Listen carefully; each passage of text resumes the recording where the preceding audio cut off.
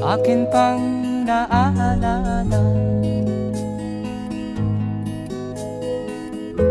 Noong si ama'y nabubuhay pa, ang sabi niya'y Freddy, mag-aral kang mabuti, tulungan mo ang iyong sarili. Ang nais niya'y hindi nasunod, pagkat ako'y may dahilan.